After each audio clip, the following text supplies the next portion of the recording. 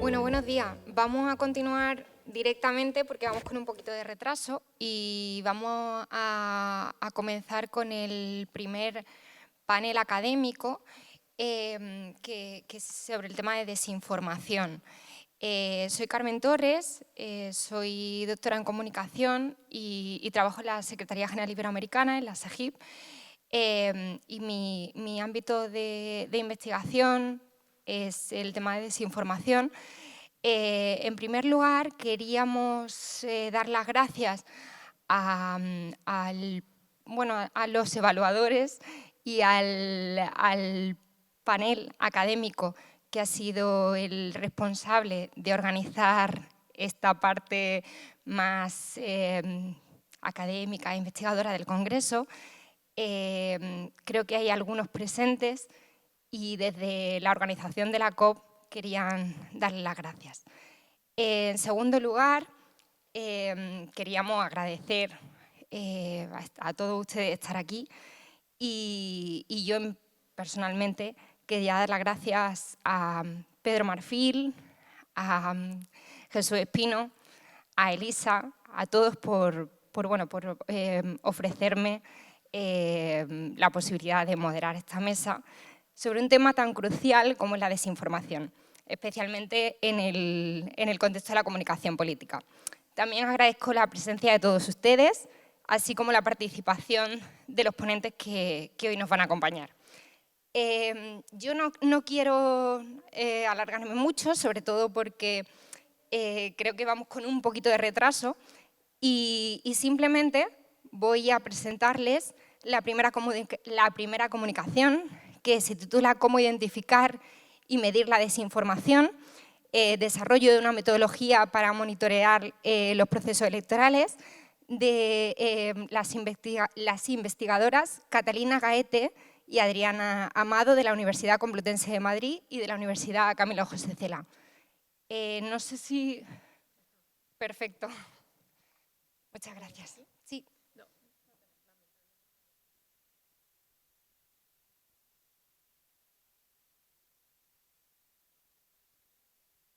Mejor desde este.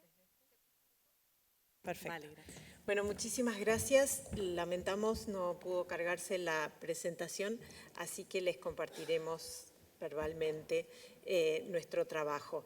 Nosotros somos parte de un grupo de investigación de la Universidad Complutense en que estamos monitoreando la desinformación de los procesos eleccionarios. En la mesa anterior se mencionó mucho esto como amenaza, como guerra, lo mencionaba la colega Carmela.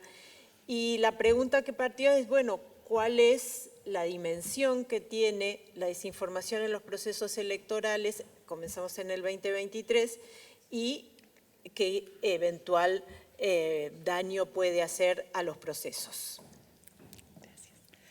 Para contarles un poco de qué se trata este proyecto, estamos recolectando para generar datos que podamos comparar casos de desinformación que hayan ocurrido en periodos inmediatamente anteriores a un proceso electoral y en algunos casos también algunos días posteriores. Ya lo hemos desarrollado en Argentina, Ecuador, Chile, México y España, también en las elecciones del Parlamento Europeo y próximamente lo vamos a implementar en Uruguay y en las elecciones de Estados Unidos. Queremos contarles qué estamos haciendo o cuál es la metodología que estamos utilizando y es la adaptación de la metodología de servicio exterior de la Unión Europea, de la metodología FIMI. No sé si la conocerán, pero bueno, es una metodología que tiene una taxonomía básica para identificar no solo casos de desinformación, bueno, por su contenido de manera muy literal, digamos, el tipo de desinformación que implementa o que utiliza, como el contexto falso, manipulación, etc. Y la metodología de análisis FIMI lo que busca es identificar el objetivo del autor del ataque. Recordemos que FIMI además es una metodología utilizada para Foreign, o el nombre es Foreign Interference and Manipulation of Information, por lo tanto se implementó y se utiliza en contexto de guerra, ¿no? Y por eso nosotros lo hemos adaptado a un contexto nacional. Buscamos el objetivo entonces del ataque, el canal en cuanto a su relación con el Estado, es decir, de qué naturaleza es el canal por el que se transmite la desinformación. ¿Es una cuenta oficial, por ejemplo, de un organismo del Estado o es un tercer actor? El destinatario, el actor causante, cuáles son las reacciones y medidas que se han implementado. Esto es muy importante para esta metodología porque lo que buscamos es entender si, por ejemplo, hay un caso de desinformación que ataca al órgano electoral, el órgano electoral ha tenido algún tipo de reacción a ese ataque, por ejemplo, sacando algún tipo de aclaración, etc. Y finalmente las técnicas, tácticas y procedimientos que utiliza el framework de Disarm, que bueno, es bastante complejo, utiliza información de inteligencia, eso es algo que nosotros evidentemente no hemos podido implementar porque básicamente trabajamos periodistas, abogados, estudiantes. Bueno, puedo comentar esto, esto implicó una adaptación, como les mencionaba, desde una metodología utilizada para contextos bélicos a una metodología para contextos nacionales y en periodo electoral, pero además en diferentes países. Entonces todos hablamos español, pero tuvimos que adaptar terminología, tuvimos que añadir nuevos actores, por ejemplo. En actor causante antes estaba solamente Estado, y nosotros tuvimos que añadir, por ejemplo, candidato o candidata, partido político, etc. Y aquí tenemos una de las primeras constataciones a nivel metodológico. Hablamos mucho de desinformación, pero tenemos pocas categorías.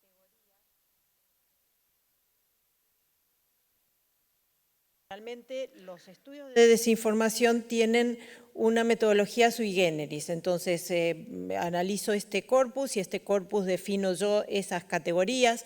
Cuando intentamos hacerlo de manera más, comparativa y que incluya muchos espacios y situaciones diferentes, con el punto en común de que son procesos electorales, era difícil compararlo. Y muchas de las categorías pensadas, por ejemplo, para la guerra informativa contra agentes desinformadores profesionales, por decirlo de una manera, no alcanza para la desinformación que circula en las elecciones, que en muchos casos pueden ser memes, opiniones de los candidatos, errores, que no dejan de ser desinformación, pero que obviamente no entran en esas categorías de amenazas bélicas que suelen tener los modelos de análisis. Y ahí entramos en otro de los desafíos, que fue la selección de la muestra, ¿no? Porque ¿cómo seleccionamos casos de desinformación que supiéramos que fueran efectivamente bulos, que fueran falsos? Entonces decidimos optar por trabajar con medios verificadores.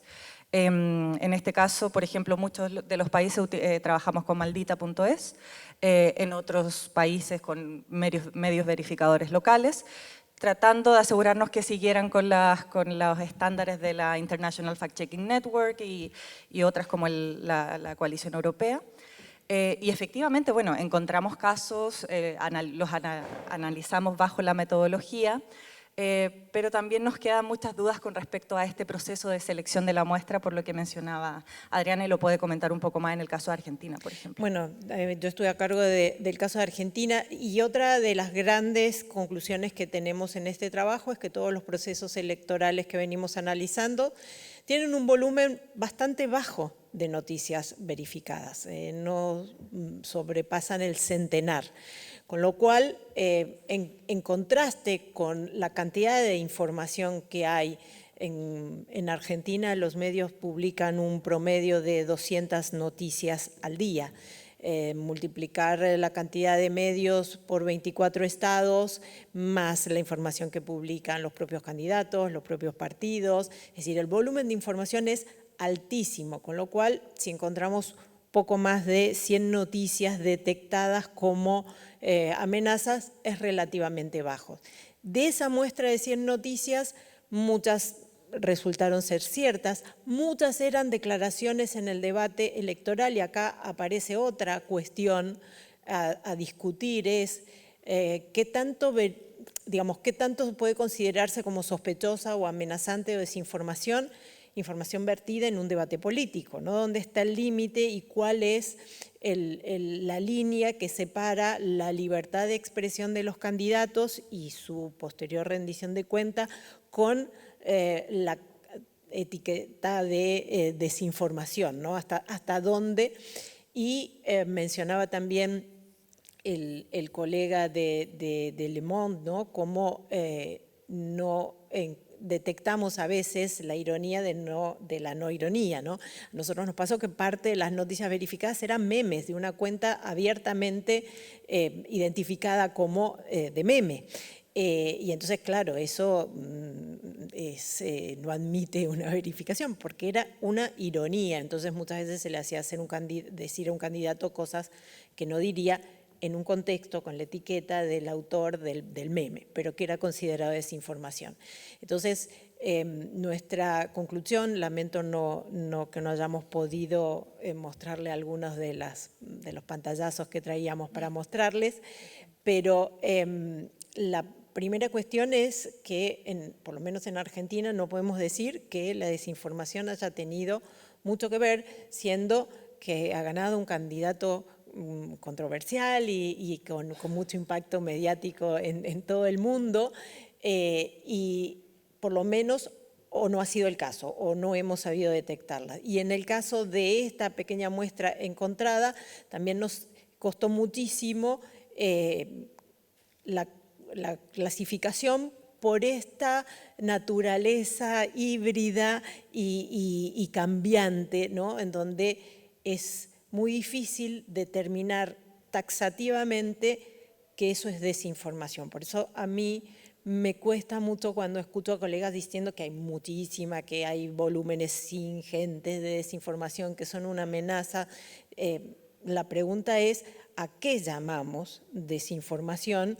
Y que nos surge ya con el tiempo transcurrido desde que esto se ha convertido en un objeto de estudio tan cultivado, definir ya volúmenes e impactos, ¿no? Porque ya hemos hecho mucho para detectarla. Encontramos en este trabajo que incluso el etiquetado y la clasificación es bastante controversial, es relativo, hay que afinar el instrumento de determinación y ya pasar a una etapa en donde la desinformación sea un objeto mucho más comparable, ¿no? Porque si no es siempre desinformación, es lo que yo detecto en mi muestra o con mi candidato, ¿no? O con el riesgo que tenemos en Latinoamérica que la desinformación sea una herramienta política que se convierte en aquello que se usa para descalificar el que está del otro lado de la polarización, ¿no? Entonces, desinformante es el otro, es mi opositor. En general, les presentamos una experiencia con el desafío de hacer este tipo de estudios en contexto electoral, en donde ya vemos que es bastante diferente en relación con otros tipos de desinformación, ¿no? Como puede ser la científica o la... Y solo como para finalizar, en el caso de Estados Unidos, por ejemplo, no vamos a trabajar con verificadores, sino que vamos a hacer monitoreo personalmente. Cada uno de los codificadores nos dividimos diferentes medios y vamos a hacer monitoreo diario. Entonces, bueno, esperamos contarle en otras ediciones de este congreso cómo nos fue con eso. Muchas gracias. Gracias.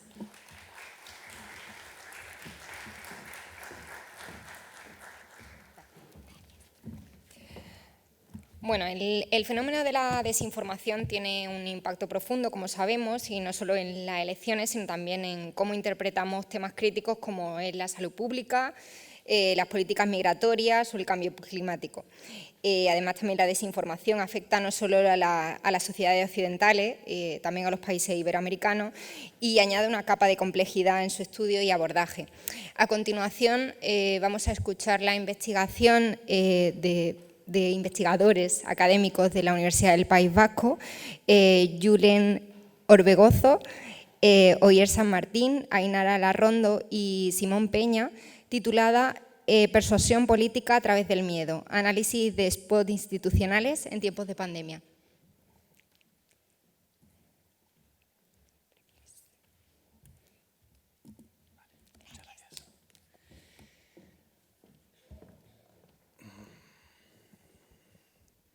buenos días. Gracias. Voy a intentar ceñirme a los 10 minutos, que va a ser uno de los retos más difíciles e importantes a nivel académico que he tenido nunca. Tengo una pequeña presentación de más de una docena de diapositivas. Voy a pasar bastante rápido. Sin embargo, si alguien tiene alguna duda, si quiere ahondar en alguna cuestión, después podemos hablar más en profundidad.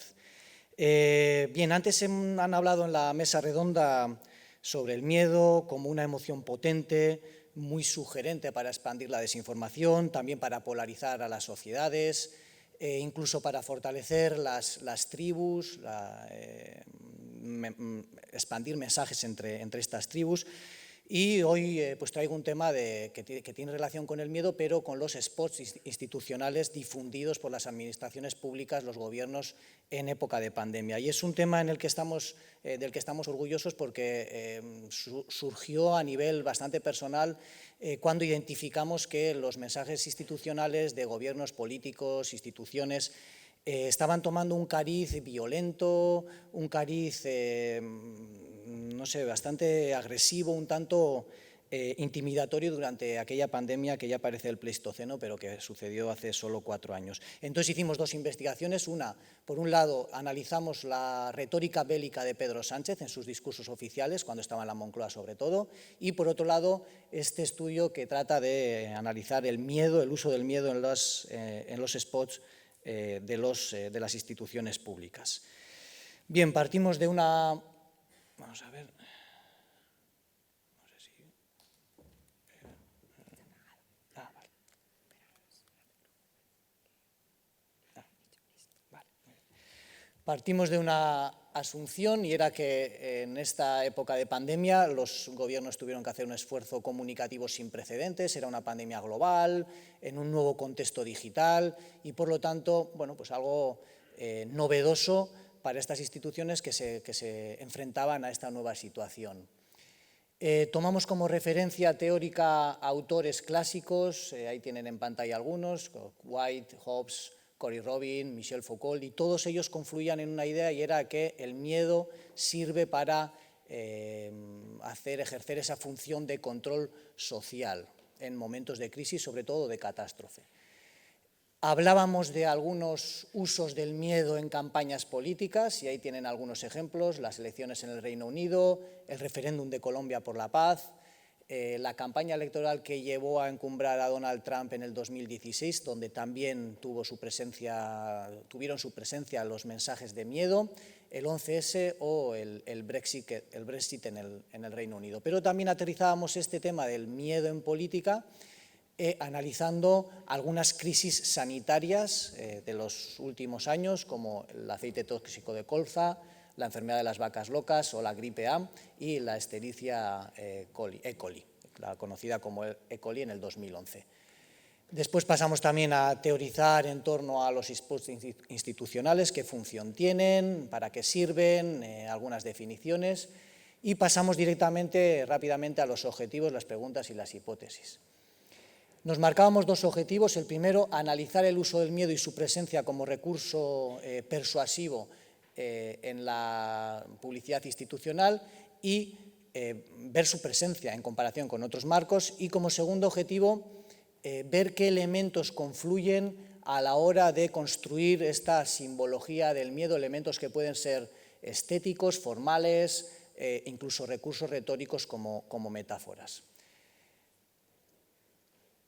2 hipótesis de partida. La primera era que el miedo iba a ser la principal emoción que íbamos a encontrar observando la mayoría de los spots institucionales en comparación con otros marcos, otros encuadres. Y la segunda hipótesis era que esa simbología del miedo iba a construirse con elementos similares, parecidos entre ellos, tanto estéticamente, técnicamente, audiovisualmente, retóricamente. Utilizamos el análisis de contenido, el análisis del discurso como metodología, y fijamos unas pautas investigadoras, un proceso investigador dividido en 3 partes y en 8 pasos, que puede replicarse en otro tipo de investigaciones, sobre todo que tengan relación con spots institucionales o no. La muestra quedó conformada por 19 spots Con algunos criterios, escogimos uno de cada administración pública y debía ser el más cercano al momento más crítico de la crisis sanitaria en cuestión de víctimas y de heridos. Después tenía que estar difundido por algún, evidentemente, departamento de salud o alguna institución con participación pública directa. Y las características en general eran que la mayoría de spots tenían entre 20 y 30 segundos, una duración media de 49 segundos, los títulos eran asertivos, cortos, competiciones u órdenes, como por ejemplo los que tienen en pantalla, alusiones a la pérdida, ¿no? No te pierdas nada, por ejemplo, recreación de ambientes y situación realista y mayor presencia de narradores masculinos, como después veremos en los resultados. Y de aquí importante destacar que lo que hicimos es aplicar la teoría del framing y fijar cuatro encuadres posibles en función de lo que ya habían detectado otras personas investigadoras sobre la crisis sanitaria. El miedo, la responsabilidad o la colaboración, la esperanza u otros mensajes que podrían estar presentes, explícitos o implícitos en el spot. Y decidimos que podía haber una emoción principal y una emoción secundaria y las numeramos todas en las fichas. En cuanto a los resultados, especialmente vimos que había una contraposición entre narradores ancianos, ancianas y jóvenes. Solo había 3 spots de animación que estaban dirigidos o tenían una función divulgativa. La voz en off tenía mucha presencia, 13 de 19. Había una mayor voz masculina, con ese tono grave, pausado, solemne, serio, que lo relacionábamos ciertamente con esa intención de infundir ciertamente el miedo. Y la voz femenina, en cambio, estaba presente en solo 2 spots de esos 19 como narradora y daba la casualidad, entre comillas, o la causalidad, tomémoslo como queramos, de que esos spots estaban relacionados con la esperanza.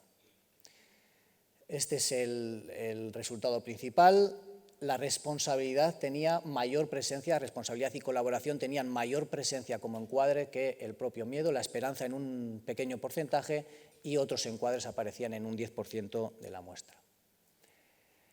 Otros asuntos, técnicamente cómo se construyó esta simbología del miedo, con piezas cortas, realistas, con frases e imágenes impactantes, un lenguaje audiovisual parecido en todos esos spots que utilizaban el miedo, interpelando directamente al público con miradas directas a cámara, con frases imperativas, incluso amenazantes, con poca iluminación, interiores sobre todo, hospitalarios, tonos oscuros y se recreaban situaciones de emergencia e incertidumbre con ambulancias, sirenas, pitidos de maquinaria hospitalaria, melodías inquietantes, etc.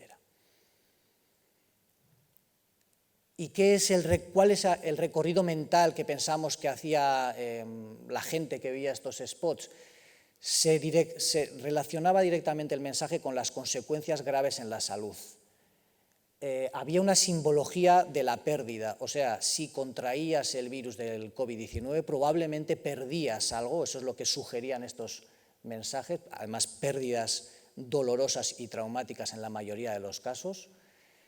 Había una búsqueda clara en el relato de la identificación de quien escuchaba el mensaje de los protagonistas o con los protagonistas de esos spots, a través del storytelling, se contaban casos extremos y se fomentaba la culpabilización, o sea, lo que decidas pues tendrá sus consecuencias a este nivel.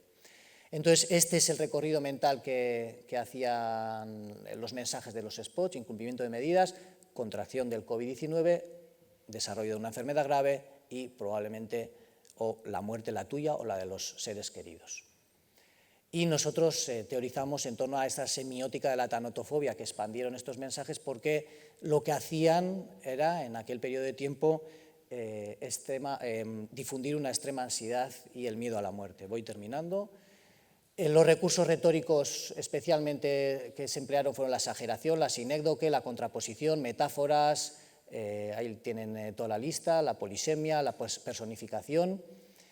Y de nuevo, ¿qué recorrido mental? Utilizaron dos metáforas, la metáfora del espejo, es decir, mírate en ese espejo que significa el ser un mal ciudadano, incumplidor, insolidario, pues que puede fomentar la muerte, en ese espejo de ser un ciudadano que cumple las medidas o no, y en otra metáfora que intuíamos que era la metáfora del cielo y del infierno, si cumplimos las medidas, si participamos todos en la solución de este problema, estamos en el cielo, y en cuanto se sale de ese marco vamos a participar en ese infierno. En cuanto a las conclusiones, la primera de las hipótesis no se cumple porque había una mayor representación del encuadre de la responsabilidad y la solidaridad, y en la segunda hipótesis sí que se cumple porque los elementos que compartían para difundir el miedo, la mayoría de los spots sí que son elementos compartidos audiovisualmente, técnicamente y retóricamente. Y a modo de conclusión, en esa reflexión final que queremos lanzar a la comunidad científica están los dos puntos. Por un lado, una ausencia de marcos alternativos, de otros marcos como la ilusión, la esperanza, la solidaridad, quizás porque son menos efectivos, y eso es lo que nos preguntamos para futuras investigaciones, y aludimos también a un debate abierto que hay en la comunidad científica de si esta es una persuasión legítima, porque, entre otras cosas, dicen ciertos autores y autoras que si fomentamos el miedo para hacer que la sociedad haga algo, podemos estar incurriendo en una pérdida de la libertad de la elección. Y con esto termino, y si tienen más sugerencias después, a la hora del café podemos seguir charlando. Gracias.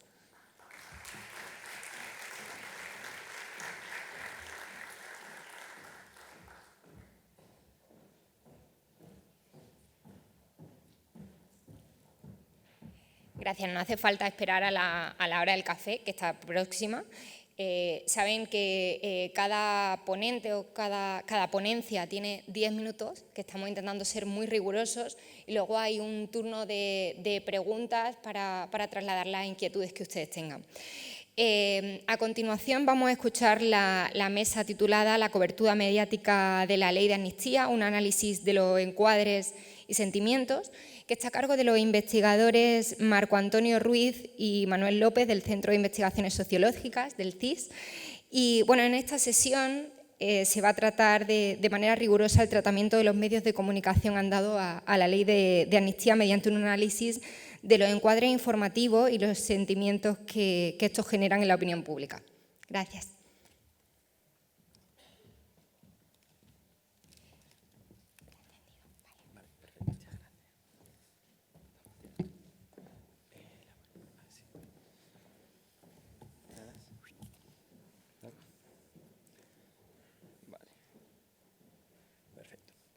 Bueno, muy buenos días. Primero de todo, pues presentarnos, como bien ha dicho mi compañero Manuel y yo, Marco Antonio. Vamos a exponer un poco acerca de la cobertura mediática de la ley de amnistía. Esto es un objeto de estudio que se nos planteaba, pues bueno, ante la cuestión de relativa y enorme actualidad que hemos atravesado con este evento que, bueno, ha constituido todo lo que es el trámite parlamentario, y ese es precisamente donde enfocamos nosotros nuestro objeto de estudio, ¿no? Desde el resultado electoral del 23J hasta el mismo día en el que se produce la aprobación en la ley de amnistía en la Cámara del Congreso de los Diputados en esa segunda votación.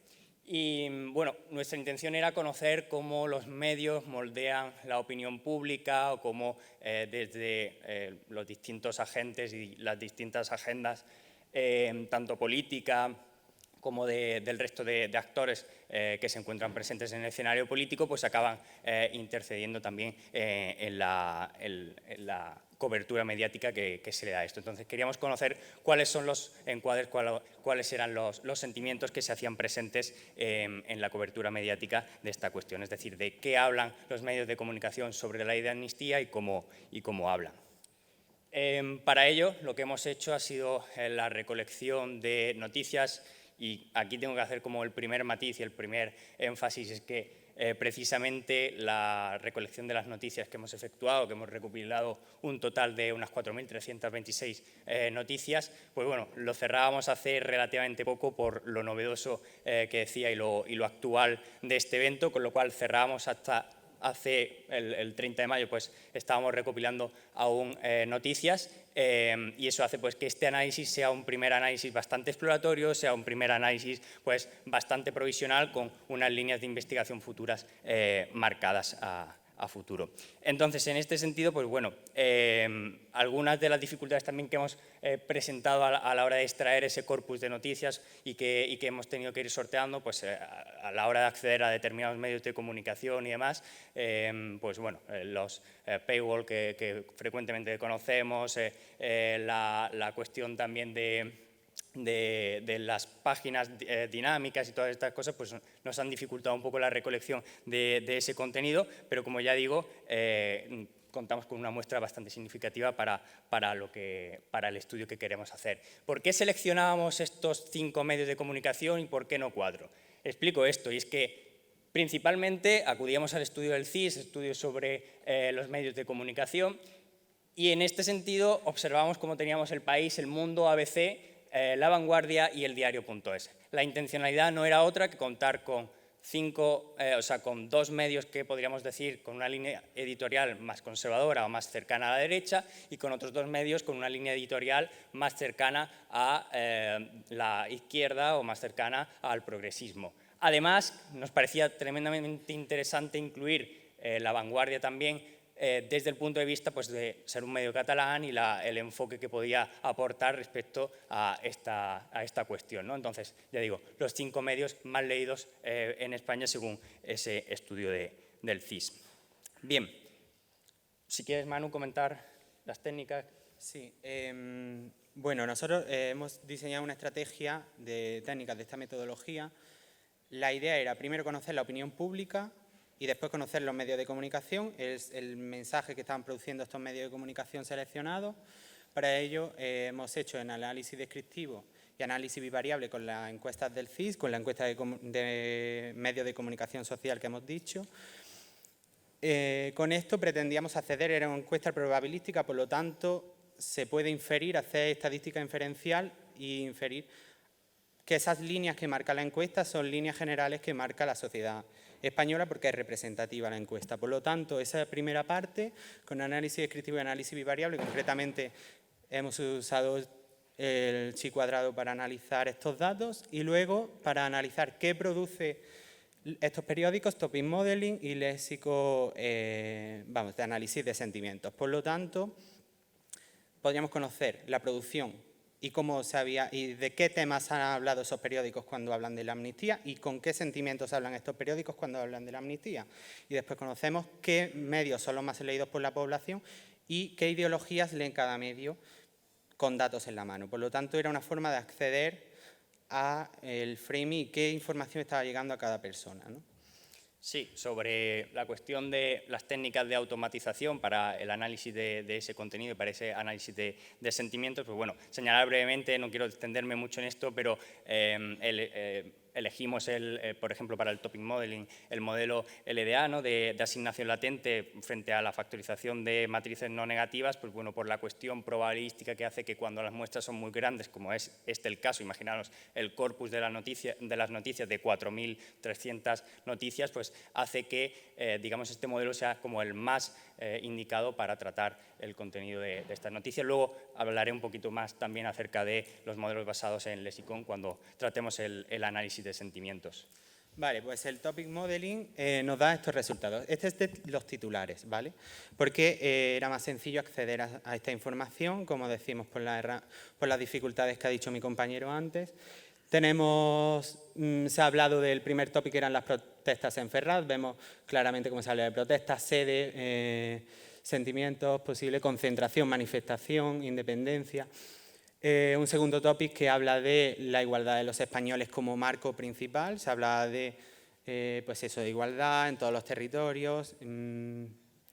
Tenemos 2 tópicos del trámite parlamentario. Había unas noticias que hablaban primero del registro de toda esta primera parte y después se habla de Senado, Comisión, qué pasa si pierde, mayorías, Congreso. Tenemos 2 tópicos, uno de perspectiva independentista y otro de la perspectiva, digamos, más de la derecha. Uno era, independencia internacional, aprobar el proceso, pedir, buscar, negociar, mientras el otro era claramente enmarcando en un sentido negativo. Y bueno, aparecen otros tópicos como el proceso judicial, se ha marcado también, han aparecido claramente en las noticias claramente, solamente y exclusivamente el proceso judicial, así como del político y el del acuerdo de gobernabilidad o la investidura. Una de las cosillas que sí nos preocupaban un poco en el análisis de los titulares precisamente eran las frecuencias, que si os fijáis en algunos casos pues son relativamente bajas como para identificar o como para terminar de cerrar el topic, ¿no? Este es el caso del universo temático de los titulares.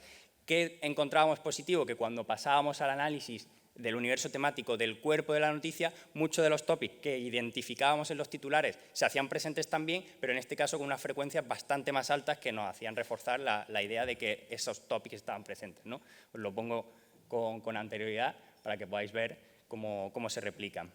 Esto en el fondo, ¿qué quiere decir? Que los periódicos desarrollan más las ideas cuando en el cuerpo, aparecen más todos estos elementos que le daban consistencia a los topics, aparecen topics nuevos como un topic de Pedro Sánchez, hablando de líder, en sentido positivo y en sentido negativo, porque aparecen palabras como líder, defender, tal, pero también aparecen la palabra constitución, palabra política, presidente español, gobierno.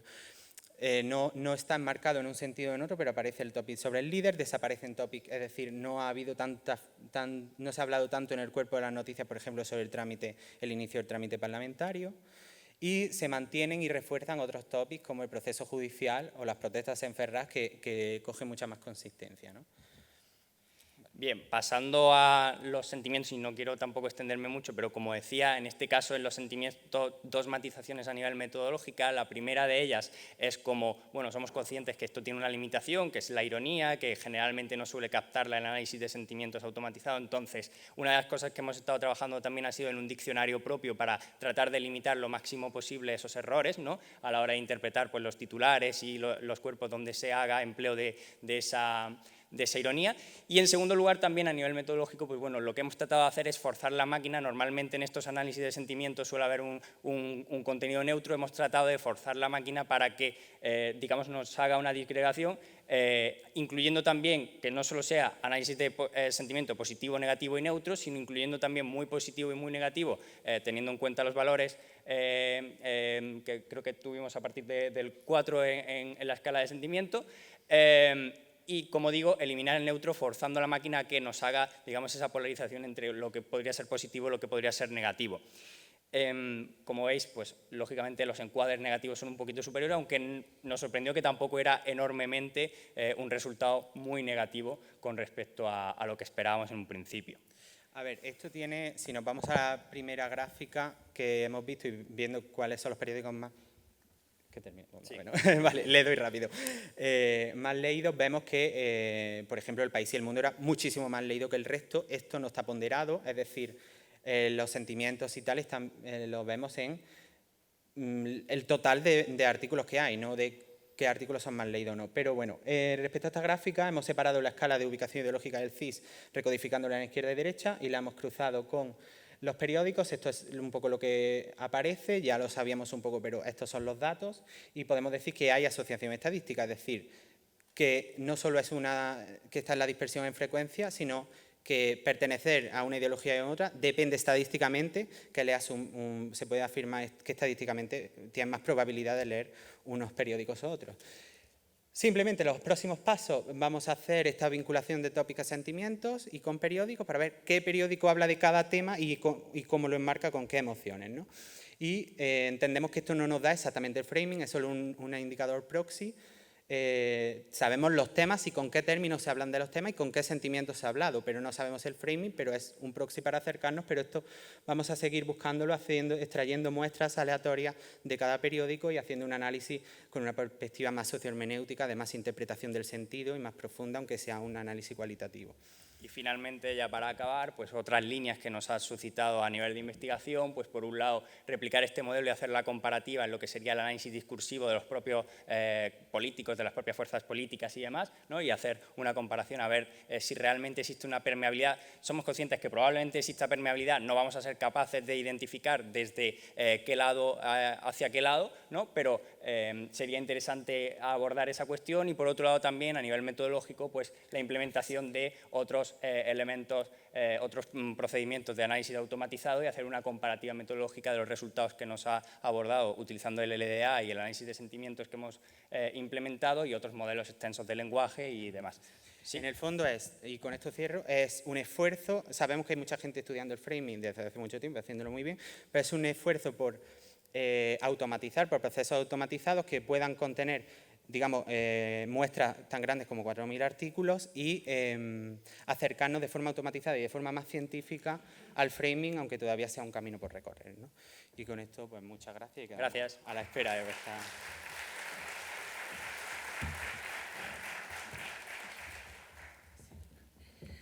Bueno, muchas gracias. Como es la primera mesa y hemos pagado un poco la novatada de organización, quiero recordarles que después de las 2 ponencias que quedan, habrá un turno de preguntas. Entonces les voy a pedir a los ponentes de esta mesa que se sitúen en esta esquina del escenario, cercanos, y estén un poco pendientes a las preguntas que puedan surgir. Que bueno, simplemente hay que levantar la mano para consultar, porque hay muchas preguntas que yo creo que tenemos. A continuación, voy a presentar la ponencia titulada Miedo al migrante y negación del cambio climático, análisis del discurso del partido Vox en la red social X, antes Twitter, de la investigadora Cristina Ortega. Gracias.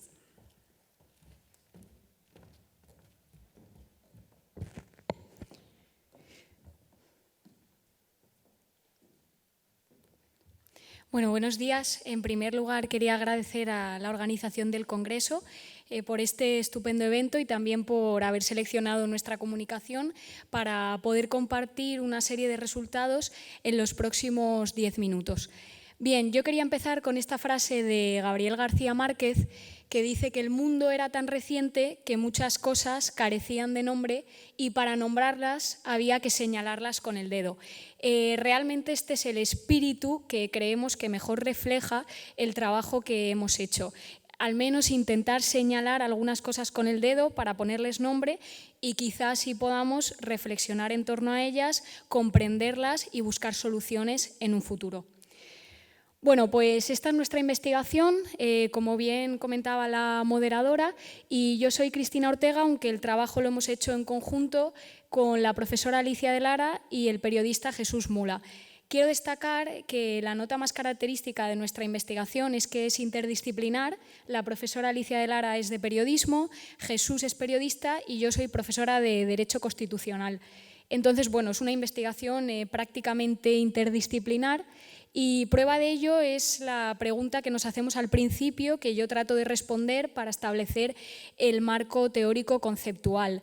¿Debe una democracia ser intolerante con determinadas ideologías o debe ser tolerante con todas, ¿no? Pues el Tribunal Constitucional y el Tribunal Europeo de Derechos Humanos nos dice que España no es una democracia militante, es decir, no se puede obligar a los ciudadanos a mantener una adhesión positiva con respecto a la Constitución. Somos todo lo contrario, somos una democracia tolerante y eso implica que tenemos que tolerar ciertas ideas que incluso puede ser que vayan en contra de la propia Constitución, que se la quieran cargar, siempre y cuando no utilicen medios violentos para ello.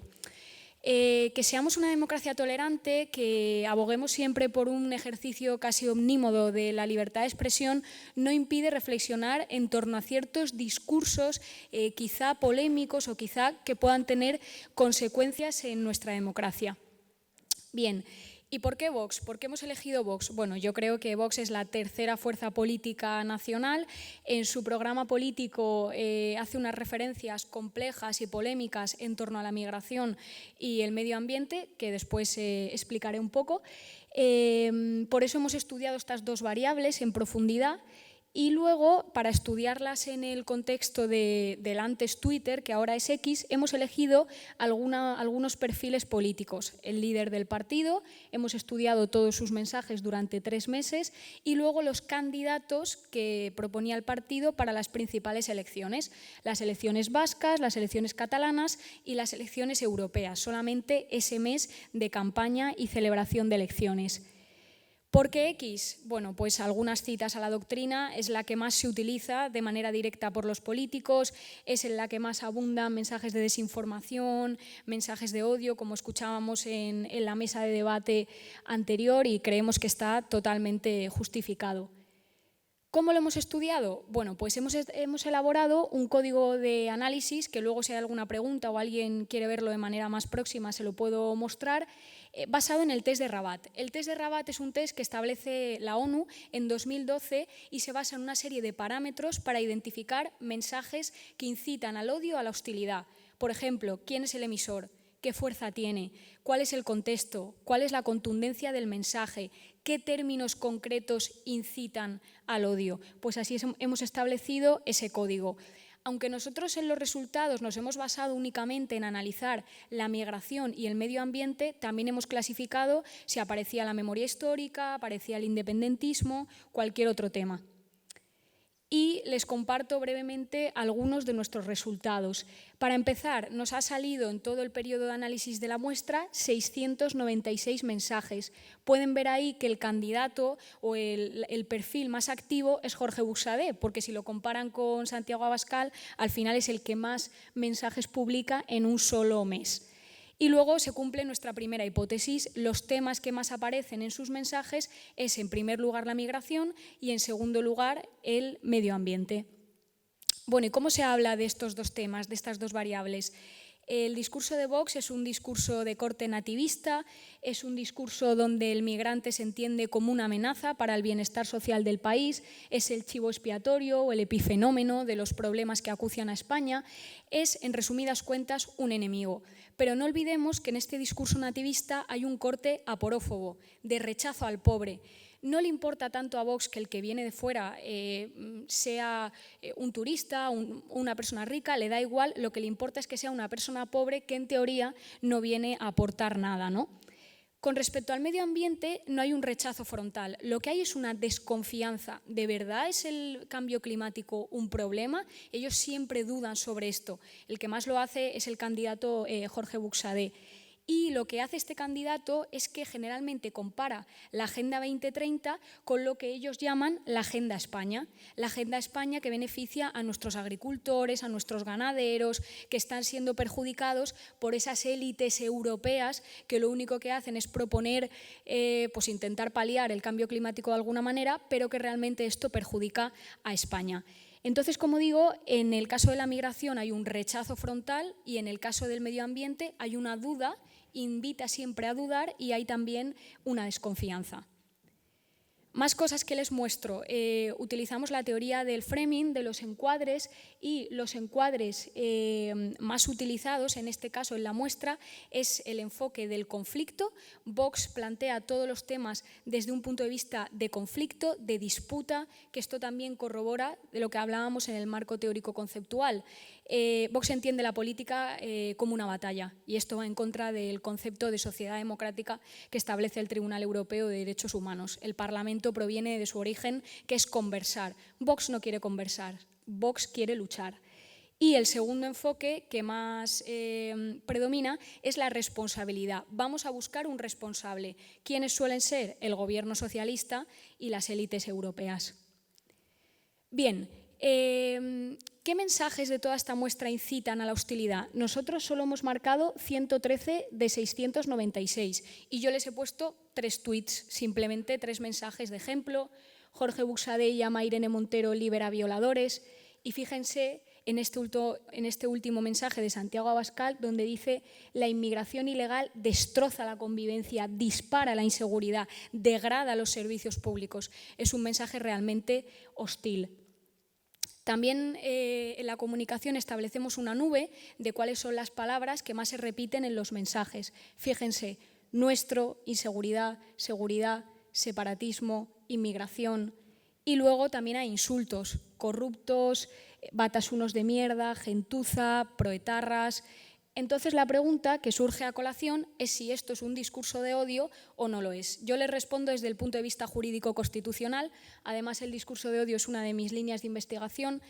La realidad es que Vox no cumple los requisitos que exige el Código Penal para que esto sea entendido como un discurso de odio. Se necesita mayor contundencia, mayor gravedad en los mensajes, sí que cumpliría el requisito de que se dirija contra un colectivo vulnerable, migrantes, de forma muy específica contra los menores extranjeros no acompañados, es la principal diana de los mensajes de Vox, pero sí que es verdad que le falta cierta contundencia y gravedad para que se limite la libertad de expresión. Ojo, esto no quiere decir que no nos encontremos en un discurso odioso o impopular, la antesala al discurso de odio. Que el derecho penal no pueda entrar no significa que no pueda entrar otro tipo de derecho, como podría ser el administrativo o lo que nosotros siempre abogamos, por lo que abogamos, que es la educación en derechos.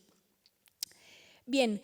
Y bueno, la idea simplemente, nosotros sabemos que el estudio no está exento de limitaciones, que la idea sería que la muestra fuese mayor, que el código de análisis al final es un código interdisciplinar con elementos jurídico-periodísticos, que ya lo hemos aplicado en otros trabajos que han sido publicados en revistas. Pero bueno, creemos que aún así hemos señalado algunas realidades con el dedo, hemos dicho el discurso de Vox es un discurso nativista, de rechazo al que viene de fuera, es un discurso aporófobo y es un discurso que duda de uno de los principales problemas que tenemos hoy en la sociedad, que es el cambio climático, ¿no? Y esperamos que con señalar con el dedo podamos seguir investigando y bueno, pues quedo a su disposición para cualquier pregunta, para cualquier cuestión y les doy las gracias por haberme escuchado.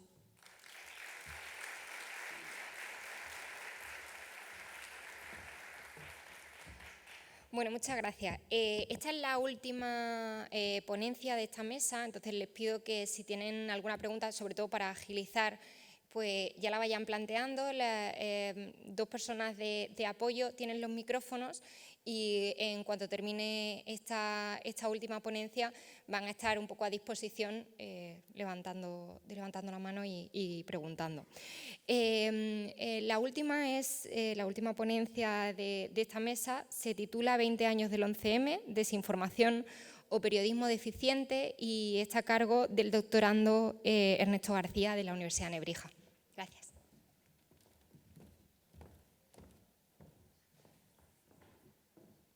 Bien, bueno, buenos días. Lo primero de todo, excusar la asistencia de Marla Saavedra, con quien firmo esta investigación, que por motivos profesionales la agenda la tiene hoy atada a Madrid y no puede acompañarnos. Bien, nosotros desde el principio nos hacemos esta pregunta, cuando se cumplen 20 años del 11 de marzo, de los atentados de Madrid. Nos planteamos si aquello fue un ejercicio periodístico desinformativo o si por el contrario fue un ejercicio deficiente, ¿no? De mala praxis profesional. Con estas dos premisas nos preguntamos, ¿no? Por un lado, si hubo desinformación o si fue lo que decía, ¿no? Periodismo deficiente a la hora de los medios de comunicación difundir la versión que daba el gobierno, que apuntaba a ETA y, vamos a decir, no ponerla en cuestión, ahora lo veremos. Y en segundo lugar, conocer el impacto que eso pudo tener en el resultado electoral de las elecciones que se celebraban el 14 de marzo, en las que ganaba, como bien saben, José Luis Rodríguez Zapatero. Bueno, por no extenderme tampoco demasiado en esto, empezamos la investigación con una fase descriptiva, ¿no? Para realizar el marco teórico y apuntalar las bases de los conceptos que he mencionado, ¿no? De la desinformación, del periodismo deficiente, de qué se considera cada fenómeno y de qué fue el 11 de marzo, ¿no? A nivel también teórico. Y luego realizamos una segunda fase, una fase empírica que la realizamos con la técnica de las entrevistas a expertos. Simplemente por dar algunas pinceladas. La desinformación ahora mismo se considera la mayor amenaza para la seguridad nacional de nuestro país. Esto lo hizo un informe del Departamento de Seguridad Nacional, por encima del terrorismo o incluso del crimen organizado, ¿vale? Para que tengamos un poco sobre la mesa la magnitud del problema del que hablamos. Y luego, ¿qué es el periodismo deficiente? Esto en realidad ha costado mucho definirlo. hemos llegado a la conclusión, leyendo a muchos autores, de que el periodismo deficiente lo podemos definir como aquella serie de prácticas como el sensacionalismo, los titulares rápidos, los titulares fáciles, el clickbait, la información poco contrastada, la información parcial, la información tendenciosa, o incluso omitir datos, ¿no? Las informaciones parciales o incluso bueno, las lógicas de los medios de comunicación, ¿no?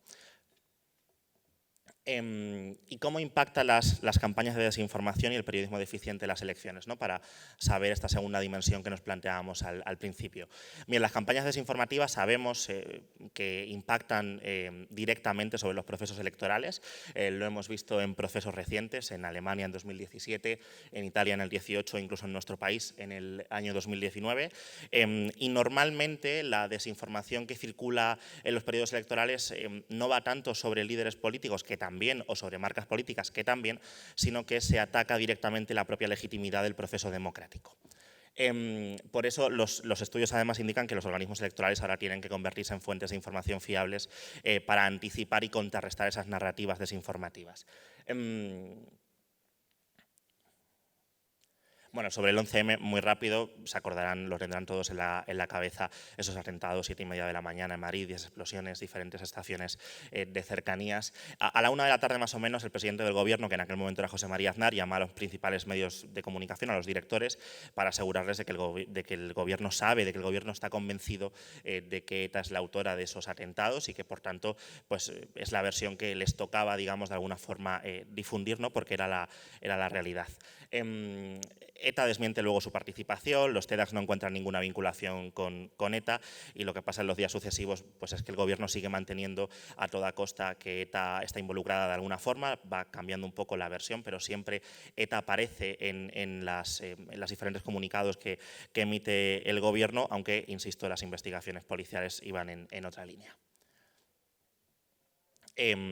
Creemos también, y esto lo dicen otros autores, que se hizo una lectura política de aquella crisis, ¿no? Es decir, alguien debió pensar que si los atentados eran obra de ETA, ganaría el Partido Popular, si eran obra de los islamistas, perderían, como finalmente acabó pasando.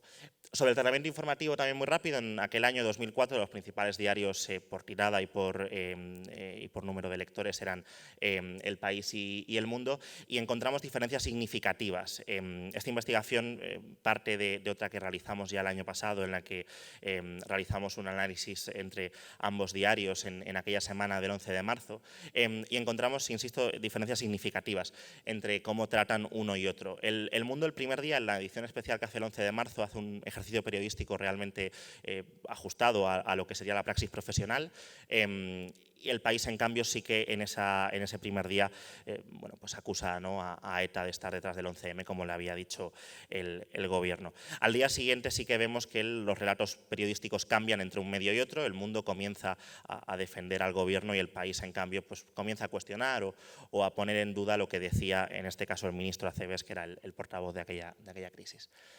Sobre los expertos, que realmente es lo interesante de esto. Como decía, hemos hecho 4 entrevistas a 4 expertos, todos ellos expertos en desinformación, en comunicación política, y también pues, que haya equilibrio, ¿no?, en cuanto a género en la muestra.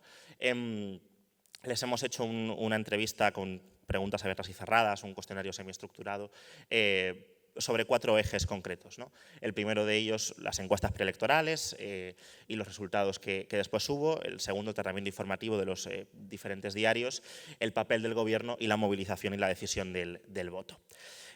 Sobre qué decían cada uno de ellos, pinceladas también rápidas. La primera de ellas, Mercedes Herrero de la Fuente, nos decía que la versión que daba el gobierno de la autoría de los atentados se desmontaba fácilmente, no cuadraba con lo que después se iba sabiendo según pasaban las horas.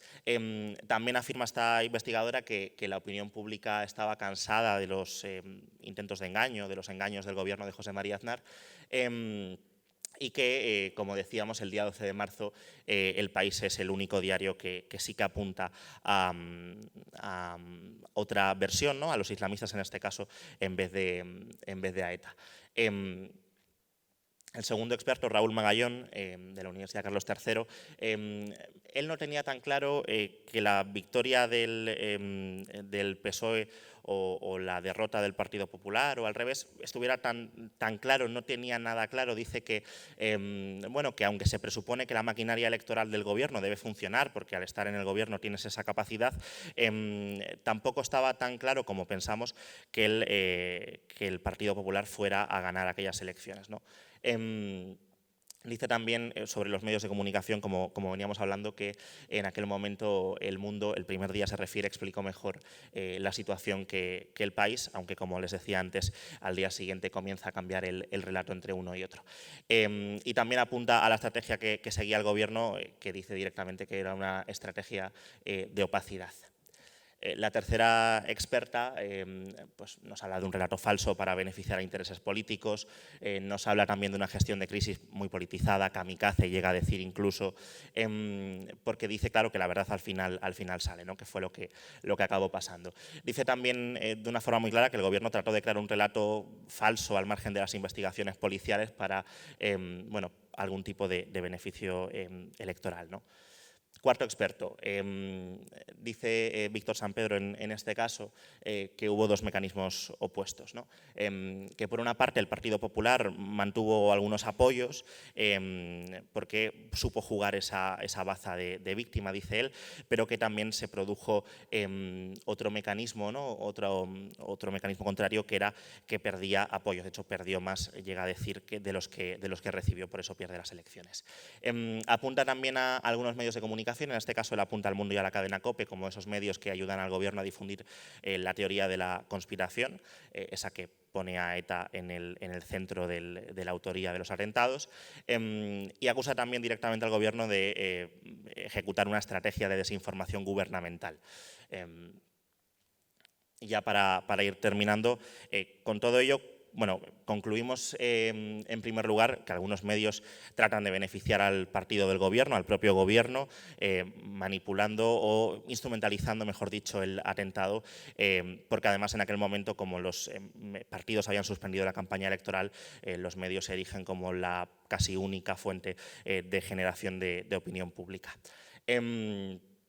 Vemos también ese periodismo deficiente del que hablábamos al principio, en este caso en El País, cuando el primer día sí que acusa a ETA, ¿no? Sí que señala a ETA como la responsable de los atentados. Ese periodismo deficiente, dicen las investigaciones, que se produce pues, por la precarización del sector periodístico y la falta de medios y recursos. Como les decía antes también, con el paso de las horas los medios de comunicación instrumentalizan el atentado. Los expertos han señalado unos cuantos, señalan al Mundo, La Razón, a la vez de la cadena COPE, y el gobierno, como decían los expertos, ejecutó esa estrategia de desinformación gubernamental, ¿no? El relato del Mundo y del País, les decía, es significativo, cambia de un día a otro. Leer la edición del 11 de marzo del Mundo es realmente bueno, sorprendente en cuanto a la buena praxis que tuvo, que no se ajustan un poco a ningún otro medio de comunicación, porque todos los medios en aquel momento, fruto de aquella crisis extrema, ¿no? y de la incertidumbre, pues señalaban a unos o a otros. Y ya para acabar, únicamente la estrategia de desinformación gubernamental que ejecutó el gobierno fue fallida, lógicamente, porque al final la verdad, como decía una de las expertas, se acaba sabiendo, y quien acaba ganando aquellas elecciones es el PSOE, José Luis Rodríguez Zapatero.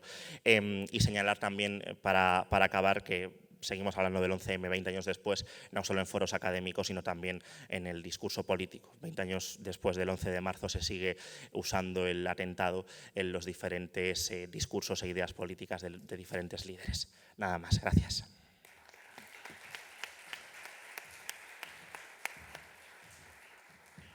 Bueno, muchas gracias. Gracias a todos los participantes en esta mesa. Si hay alguna pregunta entre los asistentes, lo que les voy a pedir es que primero planteen a qué panel se hacen referencia y, bueno, si pueden levantar la mano. ¿Hay alguna pregunta? Por aquí hay dos, por favor. Lo que sí que les voy a decir, por favor, en la pregunta, que sean lo más breves posibles, también en las respuestas. y van a ser estas dos simplemente porque vamos a intentar recuperar un poco el tiempo. Y antes de las preguntas, ¿funciona? A ver, si no el otro micrófono, a ver. Sí. Se dejó, por tanto, la pelota de la inteligencia artificial jugando en realidad, y por lo que estamos viendo ahora mismo, la inteligencia artificial puede configurarse como el único medio, uno de los pocos medios, para mapear y para poder actuar directamente en todas las cuestiones relacionadas con muros, etcétera. Yo creo que el primer panel están las ponentes allá.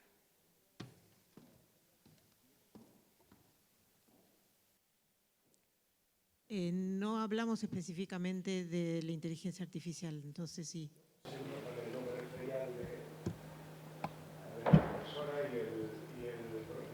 Entonces no éramos nosotros. Ustedes han sido el primer panel.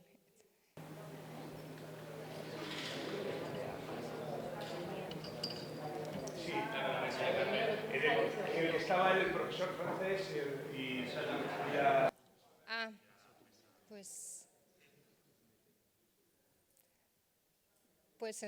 Si no podemos resolver esta cuestión. No sé si Carmela está por aquí, yo creo que debería contestar, que seguro que tiene una respuesta interesante.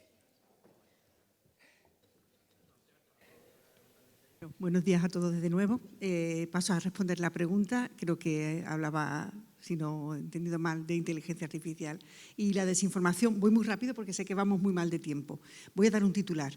La inteligencia artificial es el problema de la desinformación y es la solución de la desinformación. Y esto lo estamos viendo cada día, y especialmente en esta maravillosa campaña americana que nos va a dar mucho material para estudiar y para analizar. ¿Por qué es el problema? Es el problema porque ha multiplicado hasta el infinito la capacidad de generar no solamente contenido de todo tipo, con una gran dosis de realidad. Y me estoy refiriendo a fotografía, me estoy refiriendo a vídeo, me estoy refiriendo a textos, etcétera, etcétera.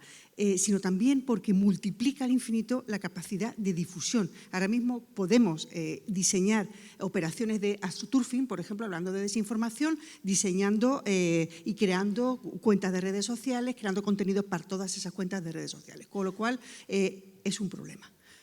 No hablo de deepfake, que estamos viendo que está en el corazón de todas las grandes campañas de desinformación, no solamente políticas, sino es algo que aquí no se habla mucho, pero que a mí me preocupa particularmente, que es la desinformación económica. Por ejemplo, la mayor red de estafas que ahora mismo circula en Europa es una red que utiliza los vídeos deepfake para simular o emular a personajes como el presidente de Mercadona o el rey de España, aconsejando una aplicación con la que se puede hacer inversiones en criptomonedas en tiempo real, digamos, ¿no? Y esto ha ayudado con publicidad pagada por Facebook. Con lo cual, estamos hablando de una dimensión del problema que no hemos conocido hasta ahora y tendríamos que ponerle remedio. Tenemos que ponerle remedio. Y la inteligencia artificial es también la forma de encarar la solución de una forma diferente. ¿Por qué digo esto? Bueno, digamos, el desafío es tan grande que hay organizaciones y universidades de todo el mundo que están empezando a desarrollar herramientas de inteligencia artificial que están permitiendo hacer algún tipo de detección de contenido. Las herramientas no son perfectas, pero hay un camino. Yo estoy pensando, por ejemplo, en una herramienta que se ha desarrollado sin ánimo de lucro, por si queréis probarla, se llama truemedia.org, que es una herramienta que te permite introducir la URL, el enlace de un vídeo de YouTube, Facebook, TikTok, Instagram, y a través de un análisis realizado con inteligencia artificial, va a permitir dictaminar en un porcentaje si ese contenido ha sido de una forma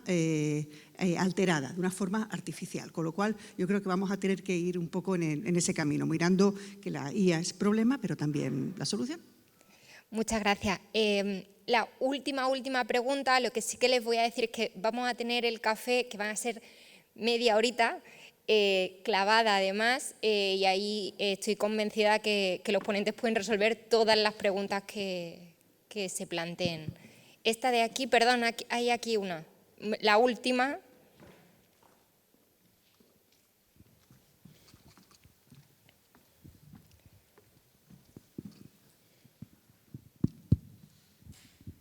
Buenas, sí, mi nombre es Giancarlo Beato, yo soy estudiante de la Universidad de Navarra en el Máster de Comunicación Política y Corporativa.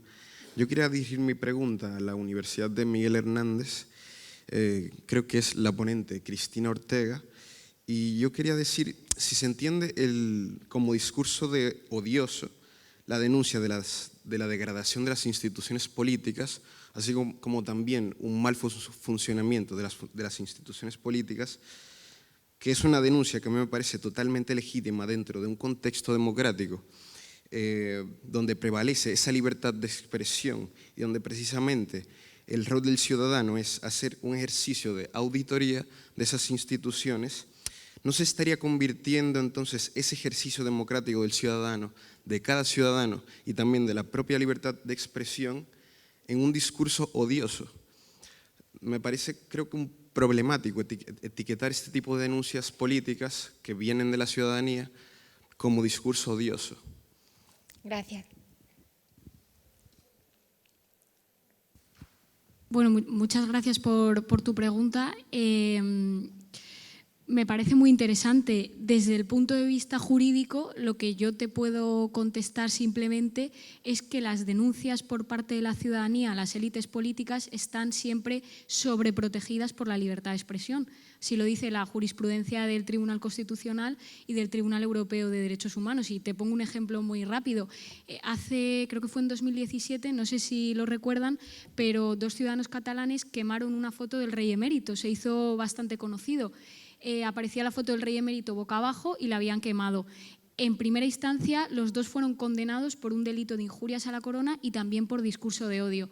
Eso llegó al Tribunal Europeo de Derechos Humanos, que terminó condenando a España, porque dijo, ustedes lo que han hecho ha sido censurar la libertad de expresión de 2 ciudadanos, primero porque las élites políticas, los poderes públicos, deben estar sometidos a más críticas que el resto de ciudadanos, que nosotros como ciudadanos normales, privados.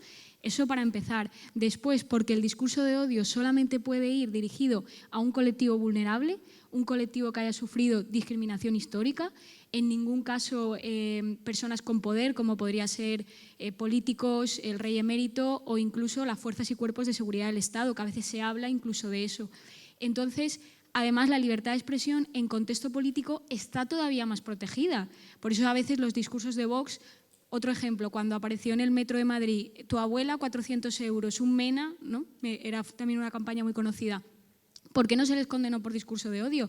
Porque dijo el tribunal, en este caso fue la audiencia, es que en contextos políticos todavía debemos proteger más la libertad de expresión, más ideas, más formación pública, o sea, más formación de la opinión pública y, por tanto, opinión pública más crítica, más democracia. Entonces, yo, como constitucionalista, nunca voy a abogar por un límite de la libertad de expresión. Lo que sí que creo es que hay que fomentar una libertad de expresión respetuosa con las minorías y que esa libertad de expresión la pueda ejercer tanto el que está en una situación de poder como el que está en una situación más desfavorecida porque ha nacido en otro país, porque ha nacido en una clase social más desfavorecida y al final esos discursos siempre son contra él, ¿no? Entonces, que sea una libertad de expresión igualitaria.